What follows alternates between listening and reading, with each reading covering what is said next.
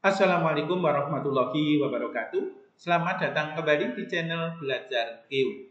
Lanjutan materi Geografi kelas 12 semester 2 atau semester 6 tentang dinamika kerjasama antar negara.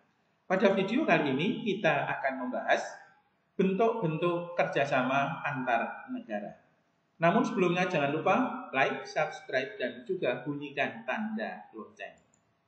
Bentuk-bentuk kerjasama antar negara kita bagi menjadi 4.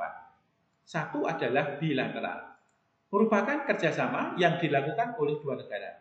Contohnya Indonesia dengan Malaysia, Indonesia dengan Singapura, Indonesia dengan Australia.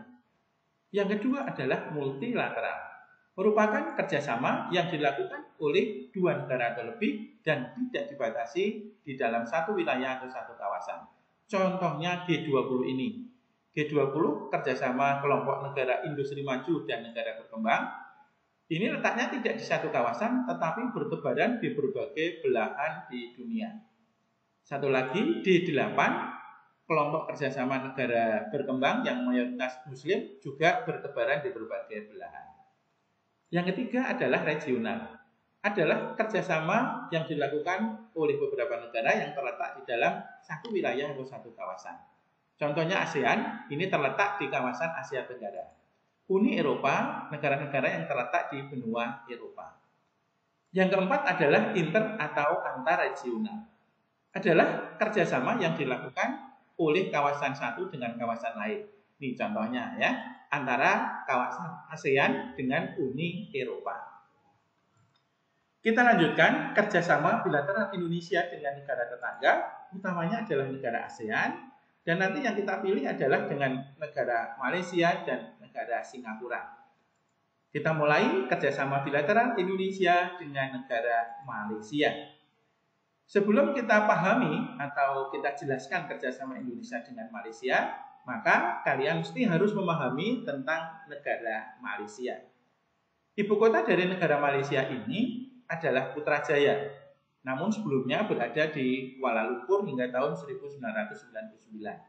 Bentuk pemerintahnya adalah kerajaan, kepala negaranya adalah seorang raja dengan gelar Yang Di-Pertuan Agung.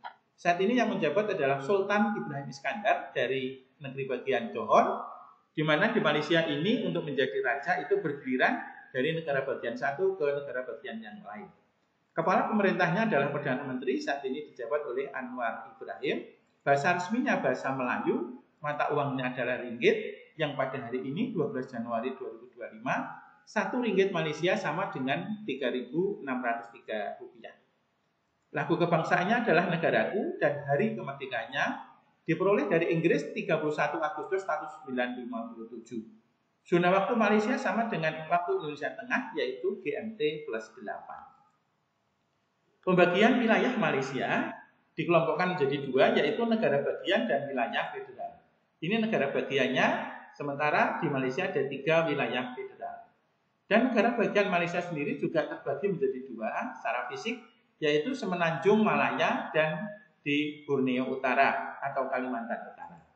Kita mulai dari yang di Semenanjung Malaya, ada 11 negara bagian.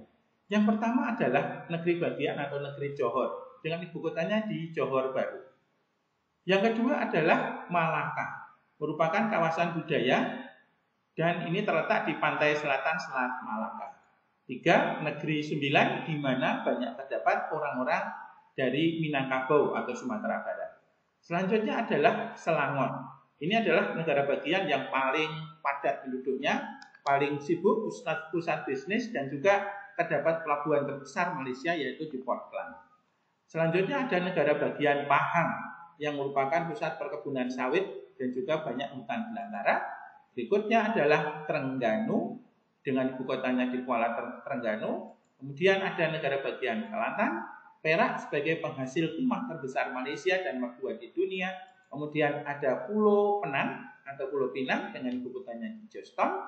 Dan juga ada lumbung padi Malaysia yaitu Kedah dan Perlis. Sementara di wilayah Malaysia Timur ada negara bagian Sarawak dan Sabah. Selanjutnya, wilayah federal Malaysia itu ada 3. Satu adalah Kuala Lumpur sebagai pusat bisnis. Yang kedua Putrajaya, ibu kota. dan yang ketiga adalah ini kota Kuala Lumpur, kemudian Putrajayanya ini, dan yang ketiga adalah kota Labuan yang berada di sebelah barat atau lepas pantai negara bagian Sabah di Malaysia. Luas dan letak Malaysia.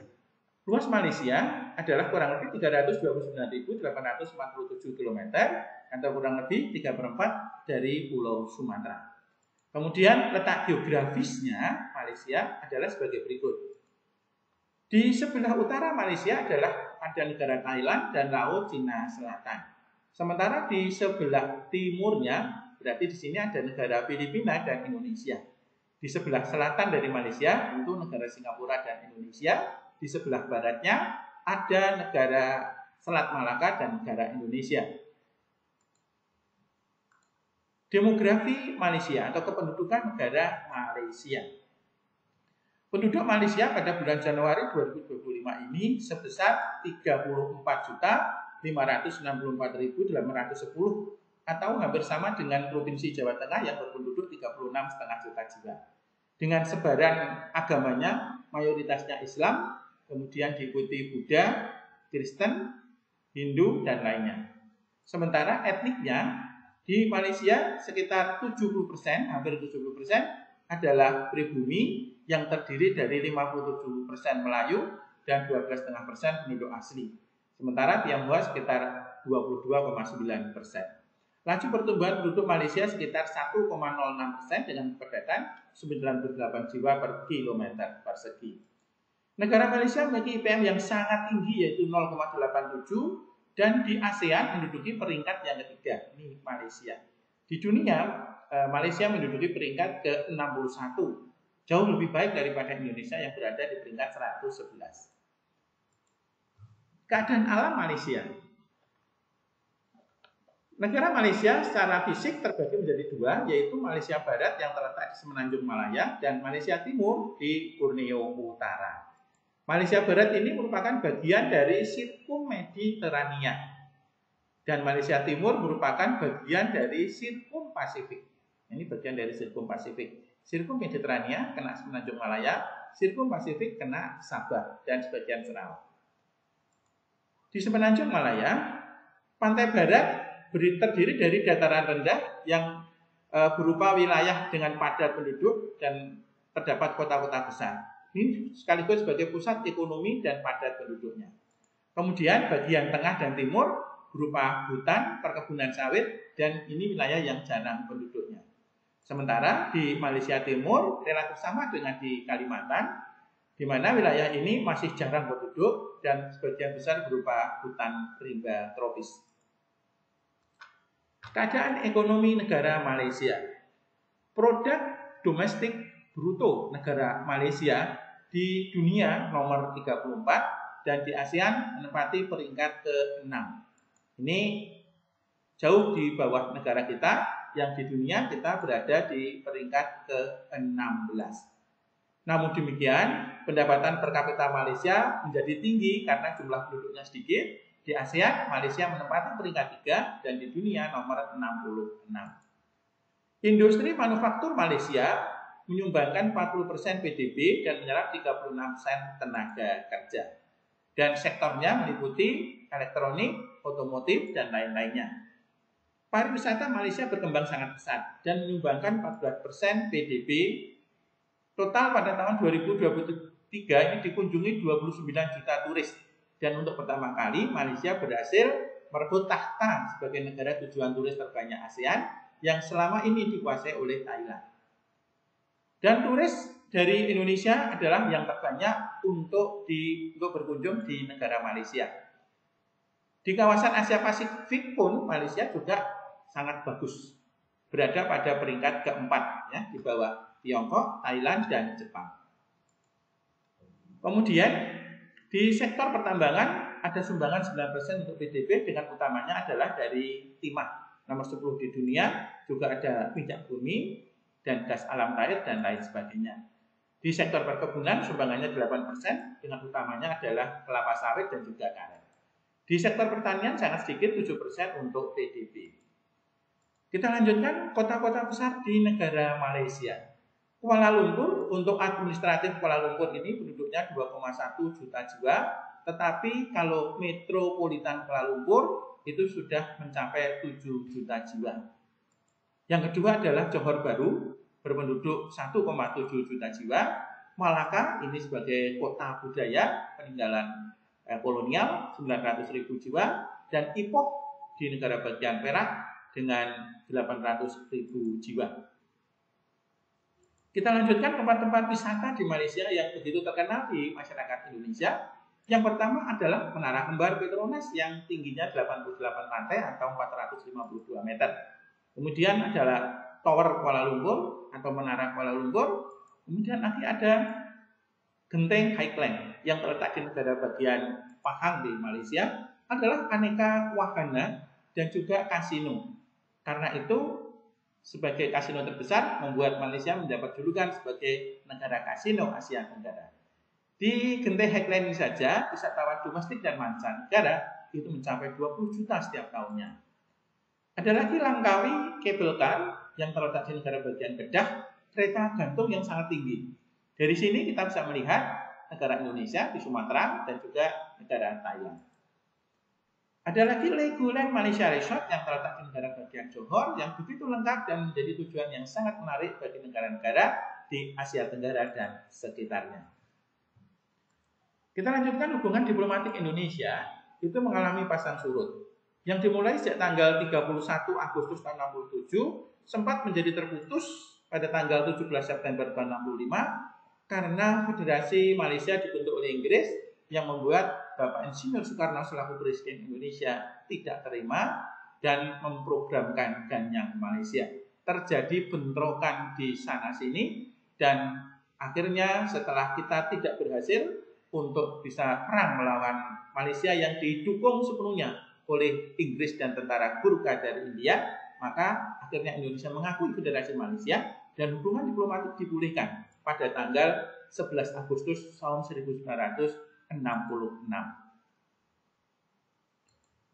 Kita lanjutkan bidang kerjasama antara Indonesia dengan Malaysia. Satu, ekonomi dan perdagangan.